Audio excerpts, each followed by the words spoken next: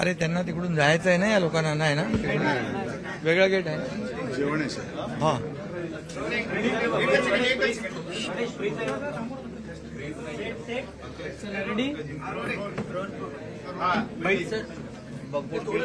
लोकसभेमध्ये आज मांडण्यात आलं, विधेयक मांडण्यात आलेलं आहे. विरोधकांनी विरोध केलेला आहे. ठाकरे गटांनी खरं म्हणजे वक्फ बोर्डाचं बिल जे आणलंय त्यावर आमची शिवसेनेची भूमिका आम्ही स्पष्टपणे मांडलेली आहे. त्याला पाठिंबा दिलेला आहे आणि खऱ्या अर्थाने काही मुस्लिम समाजातल्या भगिनींनी, मुलांनी, तरुणांनी देखील त्याचं स्वागत केलंय. कारण वक्फ बोर्ड जे आहे हे वक्फ बोर्ड समजून घेतलं पाहिजे. वक्फ बोर्ड जी काही लोकांच्या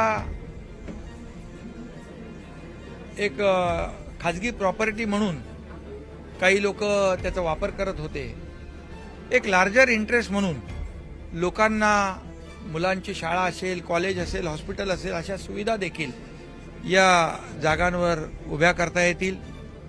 अनेक पारदर्शकपणा त्याच्यामध्ये येईल, समाजालाच त्याचा फायदा होईल आणि त्यामुळे शेवटी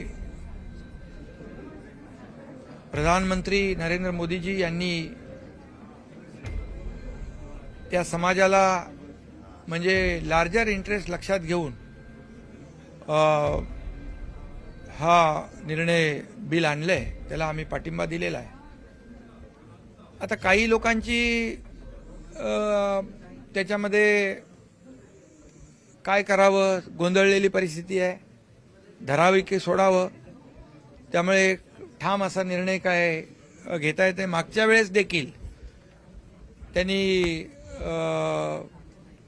वॉकआउट केलं होतं आणि काय म्हणतो त्याला आपण, सोयीचं धोरण जे आहे, सोयीची भूमिका घेतली होती आणि त्यामुळे आम्ही जी भूमिका घेतो ती ठामपणे घेतो, जाहीरपणे घेतो, ती आम्ही भूमिका घेतली आहे. त्यामुळे एकतरी जेव्हा हिंदूंची मतं पाहिजे तेव्हा ते केलं हिंदुत्व, जेव्हा विशिष्ट लोकांची मतं पाहिजे तेव्हा त्यांचं तुष्टीकरण केलं. त्यामुळे मतांचं जे काही लाचारीचं धोरण आहे हे आज जर बाळासाहेब असते तर त्यांना फार वेदना झाल्या असत्या, दुःख झालं असतं. आणि म्हणून आम्ही बाळासाहेबांचे विचार घेऊन पुढे चाललोय आणि जे आम्ही करतो, जी आमची भूमिका आहे ती भूमिका स्पष्टपणे आम्ही घेतो, ज्याच्यामध्ये देशाचं हित, जनतेचं हित, समाजाचं हित असतं. सर, आपण जर ठाकरेंच्या हिंदुत्वावरती देखील प्रश्नचिन्ह आहे. त्यांचं आता प्रश्नचिन्ह काय आहे, सगळ्याच बाबींवर प्रश्नचिन्ह आहे.